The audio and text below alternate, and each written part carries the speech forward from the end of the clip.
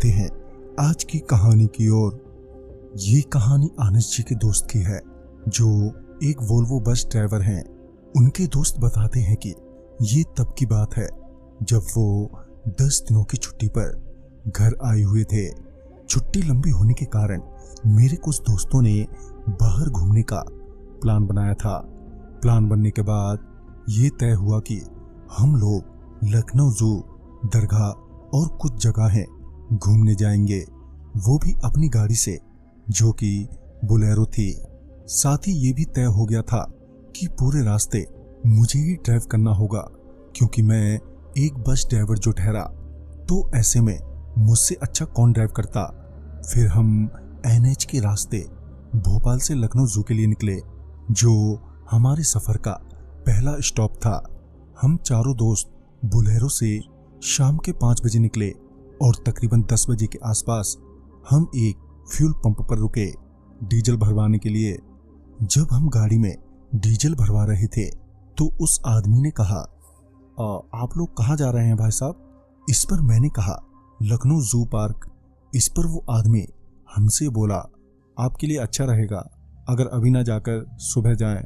वो क्या है कि आगे का रास्ता सफर के लिहाज से बिल्कुल भी ठीक नहीं है। इस पर मेरे दोस्त मेरी शक्ल देखने लगे। फिर मैंने उस आदमी को रूखे तरीके से जवाब देते हुए कहा, मैं एक बस ड्राइवर हूँ और रातों में ड्राइव करना कोई नई बात नहीं है मेरे लिए। अब तो ये गाड़ी सीधे जू पार्क जाकर ही रुकेगी। हम लोग वहां से जोश जोश में आगे के लिए निकल गए। अभी हम कुछ दूर आए ही थे कि आगे मुझे एक साइन बोर्ड नजर आया जिस पर लिखा था, गाड़ी ना रोकें। मैंने अभी वो साइन बोर्ड पार किया ही था कि मुझे टॉयलेट लग गई, मगर मैं किसी तरह कंट्रोल किए ड्राइव किए जा रहा था। मगर मैं ज्यादा देर तक टॉयलेट कंट्रोल नहीं कर पाया और मुझे गाड़ी रोकनी ही पड़ी। जब मैं टॉयलेट के लिए उतरा तो मेरे एक दोस्त ने कहा, अब जब गाड़ी रोकी है तो मैं भी जरा फ्रेश हो लेता हूँ। फिर वो भी गाड़ी से उतरा और सड़क की दूसरी ओर जाने लगा। हम लोग गाड़ी के बाहर खड़े होकर उसे देख रहे थे, मगर वो आगे ही चले जा रहा था। उसे कुछ ज्यादा ही दूर जाते देख हमने उसे आवाज देते हुए कहा, हाँ अब क्या सीधे नदी में ही जाकर फ्रेश होगा तू?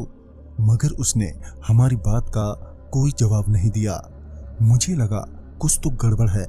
मैं तुरंत ही उसके पीछे दौड़ा, मगर जब तक मैं उसके पास पहुंच पाता कि उसने नदी में छलांग लगा दी। मुझे तैरना नहीं आता था और ना ही उसे। मैंने तुरंत ही अपने दोस्त को आवाज दी। तभी वो भागता हुआ आया और उसे बचाने के लिए नदी में कूद गया। मगर जब मेरा दूसरा दोस्त नदी में कूदा तो वो ये देखकर हैरान हो गया कि जिसे वो बचाने के लिए कूदा था वो पानी के ऊपर खड़ा है और वो कुछ नहीं बोल रहा है।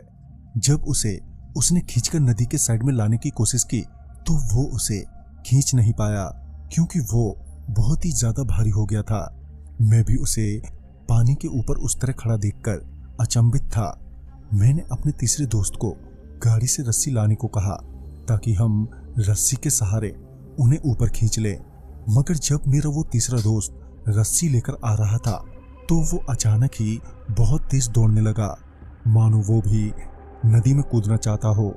लेकिन मैंने उसे नदी में कूदने से पहले ही धक्का दे दिया और वो पीछे एक पत्थर से टकराया जिस वजह से वो बेहोश हो गया।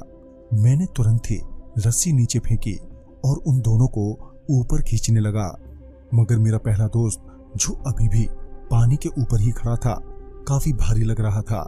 फिर कुछ सोचने के बाद मैंने अपने गले से रक्षा सूत्र खोलकर अपने दोस्त को दे दिया और कहा कि ये उसके गले में किसी तरह से डाल दो। जैसे ही मेरे दोस्त ने उसे रक्षा सूत्र पहनाया तो वो नॉर्मल हो गया और फिर मैंने उन्हें बाहर निकाला और अपने बेहोश दोस्त को भी उठाकर गाड़ी में डाला और तभी हम सरपट वहां से निकले। रास्ते में हमारा दोस्त जिसने पानी में छलांग लगाई थी वो हमसे बड़े ही अजीब सी आवाज में बोल रहा था, तुम मुझे यहीं छोड़ दो, मैं यहाँ से कहीं नहीं जाऊंगा। हम लोग काफी डर गए थे। फिर आगे जाने पर एक ढाबा नजर आया और हम सब वहीं उतर गए, मगर हमारा वो दोस्त अभी भी यही कहे जा रहा था कि तुम मुझे यहीं छोड़ दो। उसके बार बार एक ही बात दोहराने से वहां बैठे लोगों की नजर हम पर टिक गई थी। फिर एक बाबा टाइप का आदमी हमारे पास आया और बोला, क्या हुआ? और जब हमने उसे सारी बात बताई तो उन्होंने पहले तो वो रक्षा सूत्र उसके गले से निकालकर मुझे देते हुए कहा, आप जल्दी से ये पहन लो। फिर उन्होंने कुछ मंत्र मारे और एक ताबीज भी मेरे उस दोस्त के गले में जल्दी से बांध दी। उसके बाद मेरा वो दोस्त नॉर्मल सा हो गया। फिर उन बाबा से हमें पता चला कि वो ब्रिज वाली नदी हॉन्टेड है। उस रास्ते पर एक साइन बोर्ड भी लगा है जिस पर लिखा है, यहाँ गाड़ी ना रोके, क्योंकि जिसने भी गाड़ी रोकी तो वो उस नदी में जाकर कूद जाता है, फिर वो जिंदा वापस नहीं आता। तुम्हारी किस्मत अच्छी रही कि तुम सबके सब बच गए। तो दोस्तों, इस कहानी में बस इतना ही। कहानी आपको पसंद आई हो तो लाइक शेयर करें और साथ ही हमें कमेंट बॉक्स में जरूर बताएं। तो मैं आपका दोस्त राजकुमार जल्द ही मिलूंगा आप ही की भेजी एक नई कहानी के साथ। तब तक के लिए बाय एंड टेक केयर।